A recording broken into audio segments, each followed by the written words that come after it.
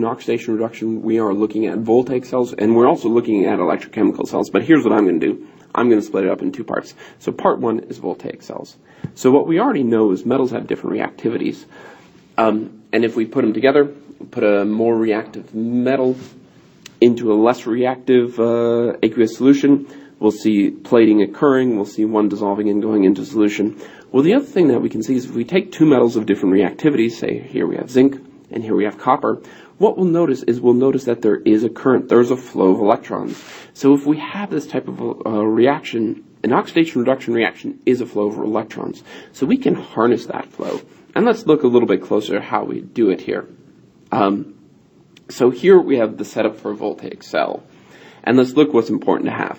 So we have a metal, B, right here, and an aqueous solution of that metal B. So say we take that example from before. Say we have zinc, and then we have it in a beaker of zinc ions. And maybe this is zinc chloride or zinc nitrate. It really doesn't matter because the nitrate is our spectator ion. Let's use nitrate for this example. So we have a piece of zinc metal, and we have it in a zinc nitrate aqueous solution. Okay. On the other side, our metal A will have copper.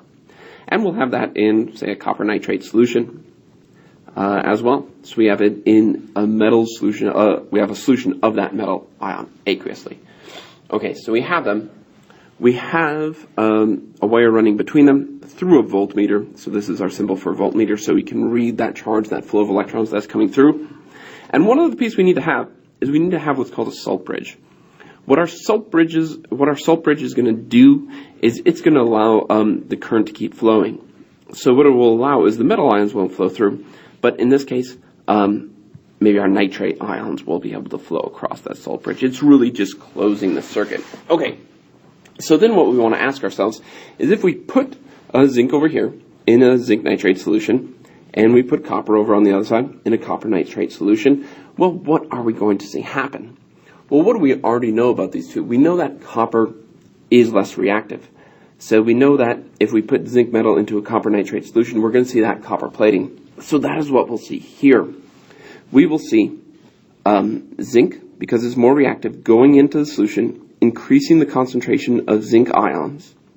And what we'll see on the other side is we'll see copper ions being pulled out and plated onto that copper wire that we already have in the solution. So zinc is going into solution because it's more reactive, copper is being pulled out. Well, when this happens, notice if we have a positive ion go into solution, what's going to happen is that's going to generate a flow of electrons.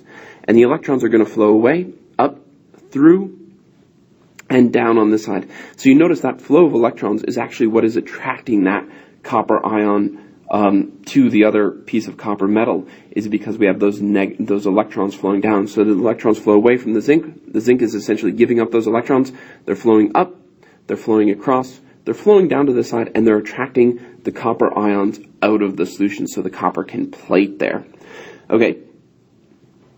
At the same time, what we also have is in the salt bridge, we have nitrate ions, or whatever our spectator ion is, flowing across to balance out the charge. So if the electrons are flowing away, we have to have some negative charge flowing back to balance out that change. So our salt bridge, the ions are flowing in that direction.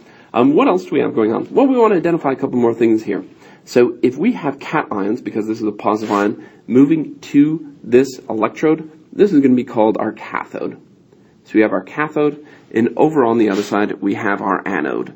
So our anode is generating the electrons. That's where they're being generated. Our cathode is where our cation is always moving to. So if you ever are kind of struggling to name these, remember cations always are going to move to the cathode. So we have all the flows where we've diagrammed our flow of electrons. We know which metal is more reactive, so it's going into solution. We know which one is less reactive, so it's going to be pulled out of solution. We know which direction our polyatomic ions, or it could be a chloride ion, is flowing across our salt bridge. And for salt bridge, by the way, it can just be anything. It could be as simple as maybe a sponge connecting the two, or a piece of paper towel will form as our salt bridge. So anything that's porous that will allow that negative charge to flow through. Okay, so let's take a look at what this might actually look like animated anyway. So here, just like we said, notice we have our nitrate ions flowing up and across and down over here. oh, they have sodium chloride in our salt bridge here. That's fine. They're just doing it a little bit different. You don't need to. You could just soak it in solution. Now notice what we have for our zinc. We have our zinc going into solution, like we said, and this should really be zinc 2 plus. They kind of have that. That is definitely a mistake. So on that zinc, it is not a -2. It is a zinc 2 plus. Let's scratch that out. Bad diagram. It is a 2 plus ion. So the zinc ion is going into solution. Notice here they have it diagrammed right. These are +2 ions. The electrons are flowing up and away.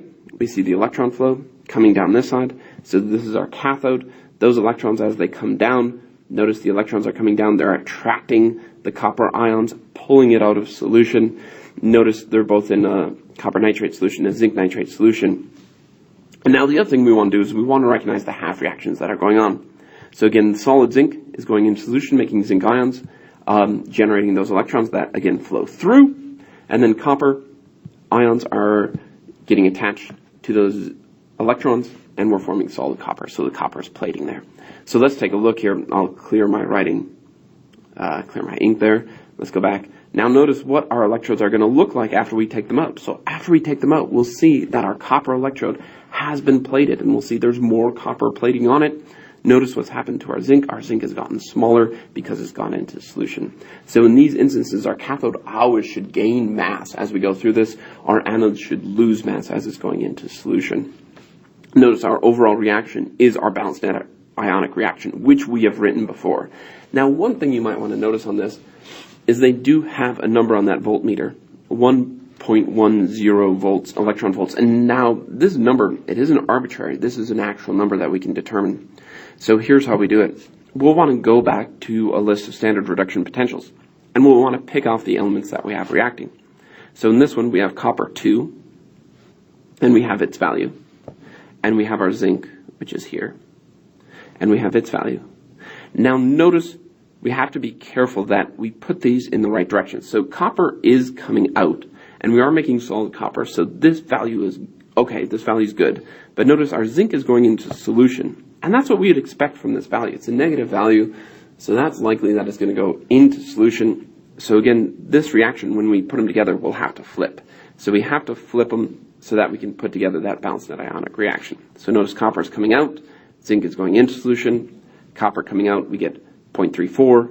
Zinc, if we flip this, this has to be a positive value, but then we can combine them, and notice what happens when we combine them. 0.76 plus 0.34, we get 0, carry the 1, 1.10 electron volts, the value here that's on our voltmeter. So pretty easy calculation to do overall, actually. Notice here it is written out a little bit prettier. So they picked off the numbers, the reduction potentials. For zinc, notice they flipped the zinc reaction and its value to put them together in the balanced net ionic reaction, and we have that electron volt value. Now notice we don't have to do this just with copper and zinc. We could do this with any two metals that have differing reactivities. In this case, we have zinc in a zinc sulfate solution, and now we have magnesium in a magnesium sulfate solution. Well, in this instance, what's interesting is now magnesium is the more reactive metal. So magnesium is going to go into solution. It's going to oxidize. Thus, magnesium is the reductant, or the reducing agent, as we might call it.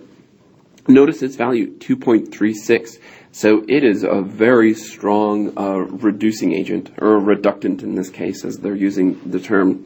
Over on the other side, notice, again, zinc doesn't really want to come out of solution as a negative electron volt value, but if it's in place with zinc, or if it's in a voltaic cell with something like magnesium that's more reactive, well, the magnesium is going to go into solution. So again, magnesium here is going into solution. We're getting magnesium ions. The zinc ions are going to be pulled out of solution and plated over here on our cathode. Notice the electron flows this direction. The flow through our salt bridge of negative charges in the opposite direction. So zincs are being pulled out. Magnesium is going into solution. All we have to do is combine our two values. Notice this one we're going to leave negative this time because zinc is plating. It is coming out. So this negative value and this 2.36, so 2.36 plus a negative 0.76 is where we get our plus 1.6. And if it is positive, then it will be a spontaneous reaction. And if we don't have a positive value, it isn't going to happen. Notice we can also do these by just a simple calculation of any values. So the overall value for the cell is always going to equal the reduction potential of the cathode minus the reduction potential of the anode. And so this way we don't have to worry about flipping the equations. We don't even have to write the balanced and ionic equations. We just have to determine what's our cathode and what's going to be at our anode and then subtract them. So let's take some examples. Say we have silver, which again has a very low reactivity, and we put that in with something like, say, well, iron. And we want to know what's going to be the electrochemical, the overall charge that's going to be generated in that voltaic cell. Well, notice, since silver is less reactive, it's going to be at my cathode, so I could plug that number in, 0.8, and I'm going to subtract the value that's going to be at my anode. So it's always the least reactive metal is the one that's going to come out of solution, so that's going to be at the cathode. So it's going to be 0.8 minus a negative 0.45, and when we combine them, in this case, we get what? 1.25. And that's a positive because a negative minus a negative. So that essentially flipped this iron reaction for us. Now notice one thing that I didn't do. Notice this only is taking out one electron, and this is going to be generating 2 electrons. I didn't take that into account in the reaction in putting these two together, and I don't have to based on this chemical reaction, or based on this this voltaic